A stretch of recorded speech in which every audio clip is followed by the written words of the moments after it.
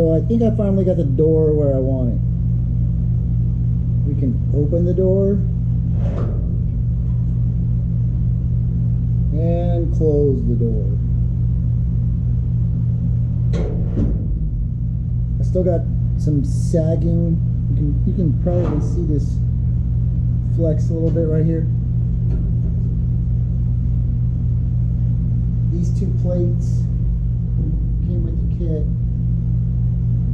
but there's also some flexing in there.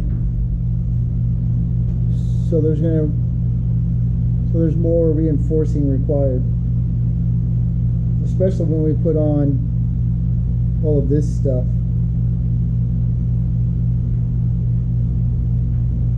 I don't have a degree wheel or anything, so I can't see how far open it's going. But that's how wide we get.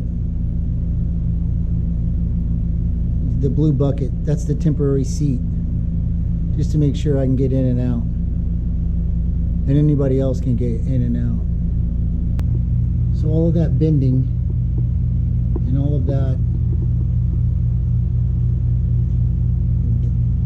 that's how much of the hinge swing we're actually using. We're not going to get the full opening on the hinge.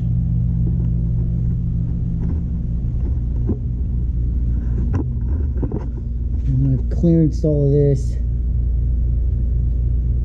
So if we go any further, then we're going to get into that piece of the cab.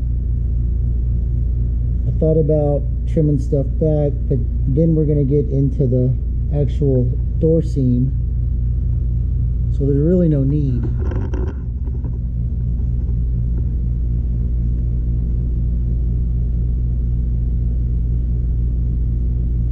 I compared it with a regular door on another car. That's about it, right? When you open your other car, your backwards door car, we're gonna have to come up with some sort of limiter so that it doesn't get into the paint once it's finished. Cut this panel, and then, you know, put a plate back there so that it can be joined again, because we're gonna have to hang a window motor and all that other stuff on there. And then I could weld this stuff in hard and run reinforcing up and down to keep everything tight and locked into place. If we look down, those divots on the left, that's the window, frame, track. So we're gonna have to cut these bolts back, but you know, that's no big deal. Otherwise I'd drop the window in there to show you that it's going to go up and down. Down on the bottom,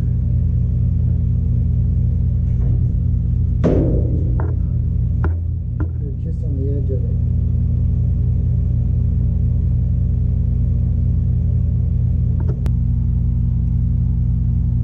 Over here we had to section this so I could get the hinge straight in there. And then this is just temporary.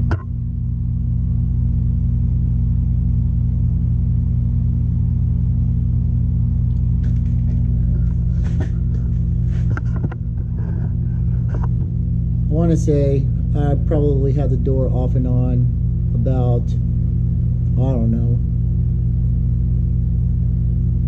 15 times, on, off, cut, trim.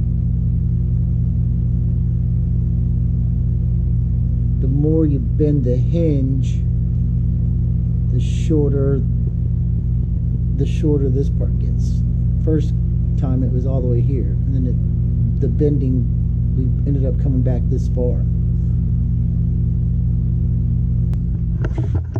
So the door gap is okay, but you can see here, this door is like this, and then it's like this.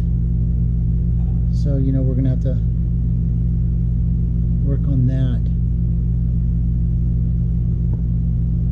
Or, I mean, we could trim this back, or we can add material. When this comes out, there's gonna be a big hole. We'll fix that. And then this is where we took the drip rail off. So that's gonna require some fixing. And then the back, is pretty much the same. This was a low spot, so you're gonna have to tap on this end of the door to get it to go just the way you want it. And if you look back,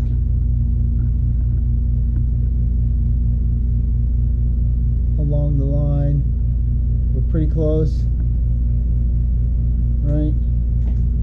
This looks like it sticks out too far, but it really doesn't.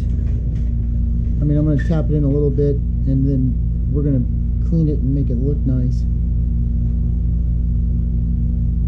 I also thought about, you can see where my rub is right here. So I put some, this is Sharpie, and then when the door comes back, it starts rubbing it off. I thought about, you could channel this so you can get a little bit more swing, but then again, you're going to get this part into the door. Option B is cut all the hinges out, move them closer so that your actual hinge point is over, and you'll probably get some more clearance. Something to think about. And then we still got to fix the bottom of this door. So the bottom,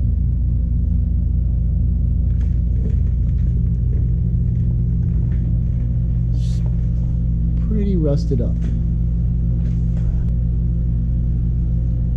What I want to do today is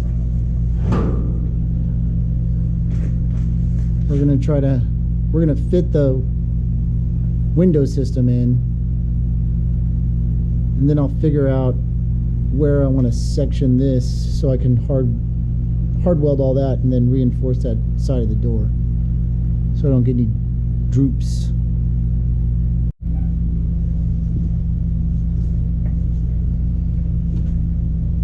So this is the power window kit from Nu-Relics.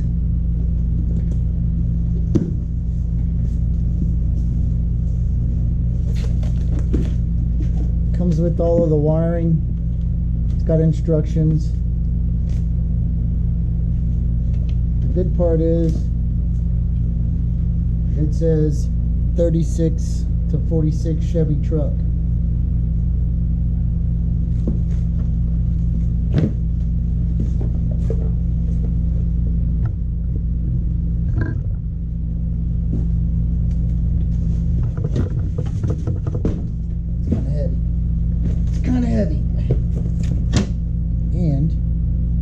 Tells you which one this is. So this one goes on the right.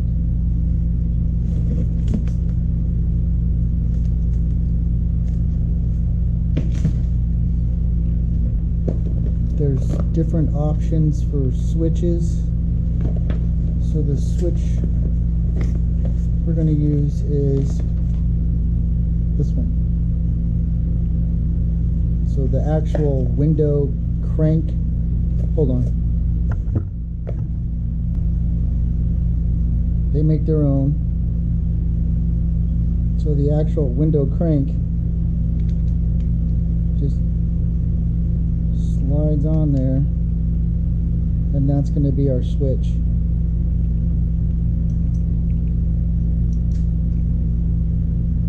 That way we don't have to add a button or anything. It'll look stock. Here, click. But it won't be stock.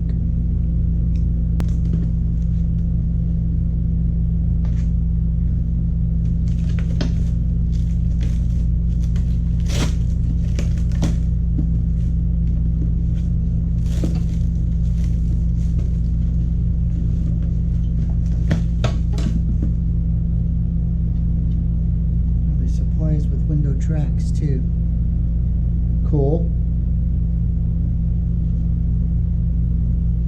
And then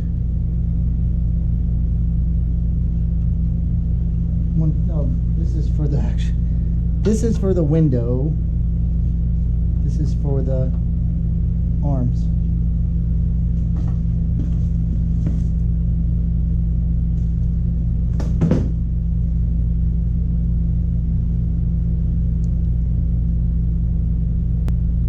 So it's supposed to bolt right in.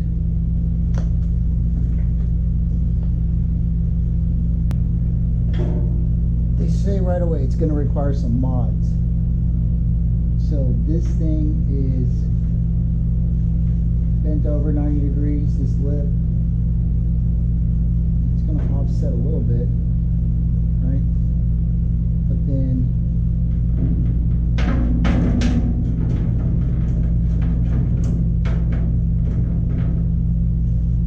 this has to get trimmed back so that this can drop down.